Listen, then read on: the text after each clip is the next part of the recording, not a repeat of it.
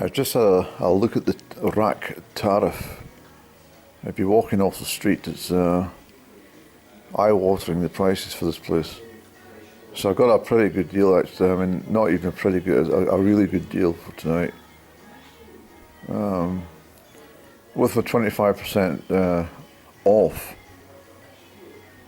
I mean, 25% off the price that was offered is even way below what it should be.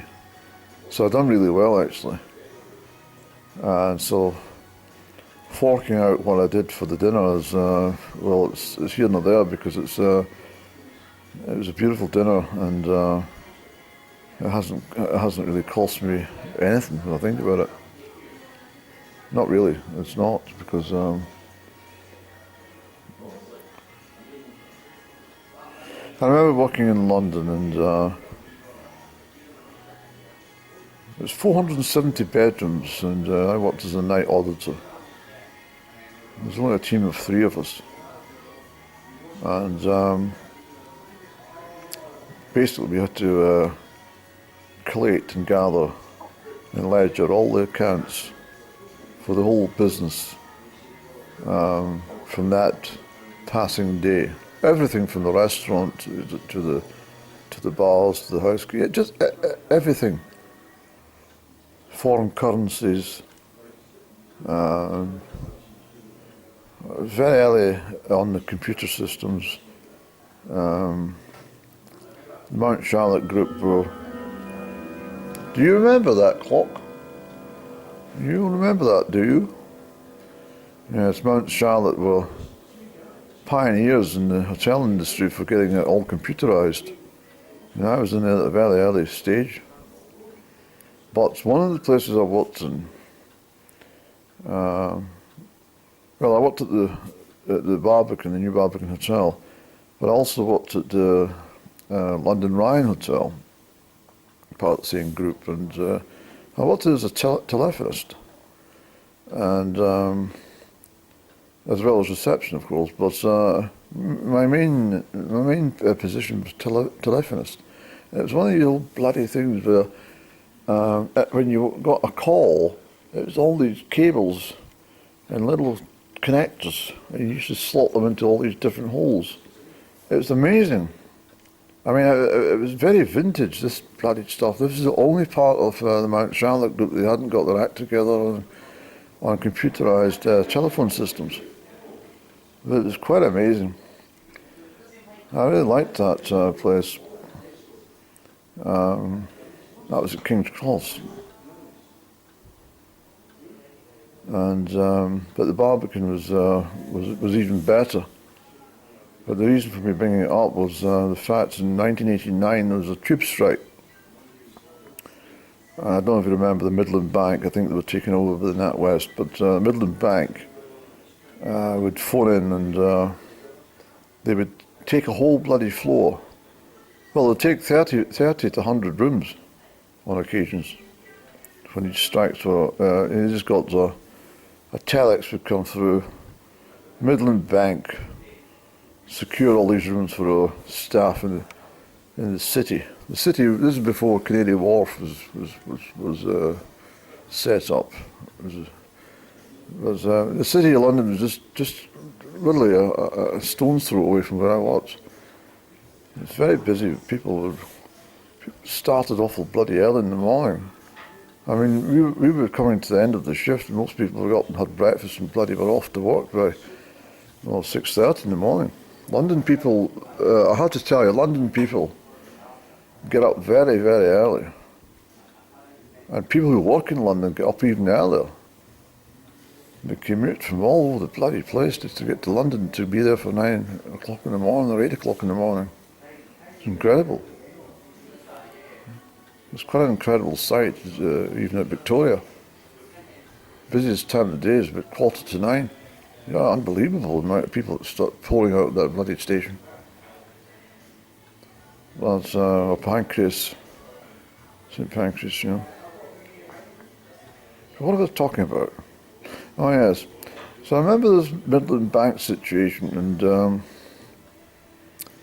this chap came in one night and he says, He was desperate. He was absolutely bloody desperate for somewhere to stay. He was all suited out. He was like a bloody chartered accountant or something, in a striped suit, and he says, I need a room. I said, I don't have any rooms. We're fully booked. Yeah, I don't believe you. And he was right not to believe it, because the bloody rooms were sitting empty. And I said, I can't let them go. I says, they're all booked up. Data protection didn't bloody exist then. I think I says to him, I says, Midland Bank have got them all. To hell with Midland Bank, give me a bloody room. I'm not sleeping in the street. And I says, well, I can't do anything, so I'm sorry. So then he put down this pink £50 note. I think it was the first time I've seen a £50 note in my life. He says, does that help you? I said, no, I'm sorry, I really can't take that, and you know I can't take that. He said, well, give me a bloody room. So I said to my manager, this chap's absolutely desperate. He says, Joe says to me, he says, no, we can't do it, Andy, just let him go. Just tell him it's impossible. I felt really sorry for that chap. I remember as well, it was in Oxford Street. I met this is only a few weeks into my stay in, it would have been about this time of year actually, I didn't even think about it. It was just about April time that it was. I'd been down there since February that year. And anyway, I met this woman with 2 trolleys. And she didn't look like she'd been on the street for very long. And I said to her, I says, everything all right, you look troubled. And she's, I said, you manage a cup of tea or something? She said, would you mind? I says, no, have you eaten anything? She said, no. I said, well, wait there a minute, I'll go and get something for you. So I came back and had a hot cup of tea for her. She was absolutely delighted. And she says, there's another story attached to that. I met her again 6 months later. Things weren't quite so good for me either at that point. Yes. I don't know what that came into my mind for.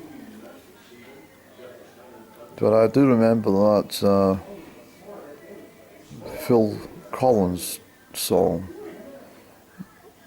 All things rise. It's another day in paradise. Another day in paradise it's called, that track. And every time I hear that song, I think it came out in 1989, but every time I hear that song I always think of that woman. Because she wasn't in paradise, but she would have been in paradise before she got on the bloody street. Homeless. Happened to anyone.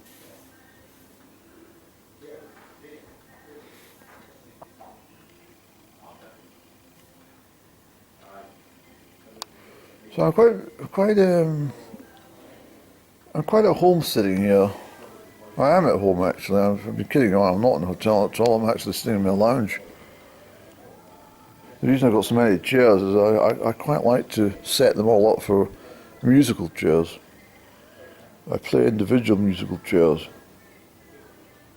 I don't know if children still play musical chairs, but one of the most fun things in Earth was musical chairs, especially at the Christmas party at Sunday school. And it really was. It was a fabulous game. I remember the wonderful pianist that used to sit. There was no bloody stereo system of that. It was a proper pianist, and she would bloody bash away on the keys of the piano. And all the children, including myself, would dash round about these chairs all set out, wooden chairs in the 2 rows.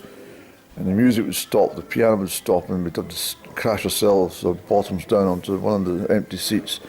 And the person that didn't get a seat was knocked out. And then eventually they start taking chairs away, so there was less chairs, and as many children were dashing around. And then, of course, another child would not get a seat, and then another chair was taken away. It was getting right down to about 3 chairs, and then it was right down to bloody one, about 3 people. It was absolutely amazing. I loved it, and the laughter. I loved it to bits, I really did. And pass the parcel.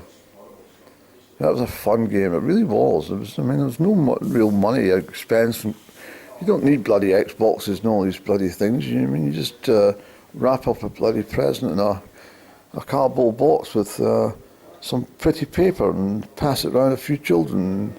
And they got more enjoyment ripping this bloody thing apart than with any Xbox or any bloody gadget. That's what's wrong. I mean, I can't blame the middle classes for getting rid of that game. No, I don't think so, at least. Yeah, I don't know when it all started, but it just seemed to begin.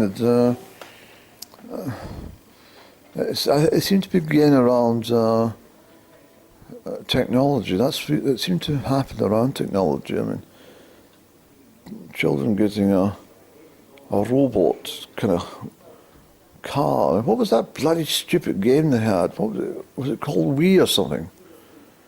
I remember going to work at an insurance company, and you used to get these huddles where you all had a jolly. Well, the huddles were really a time just to sit for 15 or 20 minutes, maybe half an hour max, to sit and mouth off about everything you thought was wrong about the company, without any redress. Although, if you said too much, you get bloody sacked about a week later. But huddles, and then you had these sorts of illuminated Fridays where you could play games at your work. I didn't mind because this got me away from the bloody phones, but when he brought in this bloody Wii, I said, what on earth is this? I said, there's no way am I standing there bloody whacking a bloody invisible bloody golf ball, no chance. I said, I'm going to sit this out. I started to see the writing on the wall, all this shite. And I have to say that it's all went kind of haywire since those days of all this stupid technology. Nanotechnology has caused lots of problems. I hate it. Sitting here holding my electronic camera, but that's different. There's a purpose to this. There's no purpose to bloody Wii, is there? I think it was called Wii. I don't know. One of these things I didn't take any further notice or any no further conversations about it with anybody again about that game. I said, if the conversation was brought up, I said, no, I'm not talking about that. Talk about something else. No, don't be like that, Eddie. I said, yeah, I'm not interested. It's a stupid thing, and I don't want to talk about it. So, please talk about something else. Talk about Bavaria or something like that, or cheese or something from Guatemala, but not that.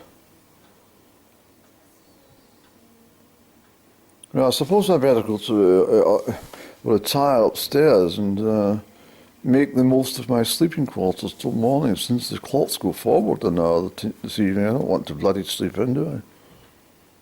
You better check those clocks of mine and set the alarms correctly. I don't want to miss breakfast. Although I don't think there's much chance of sleeping in, Andy. I think you'll wake up normal.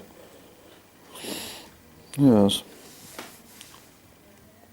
I've been over the shop with this conversation tonight. I don't know, I feel rather illuminated, I think it's the brightness of the room that's making me chat.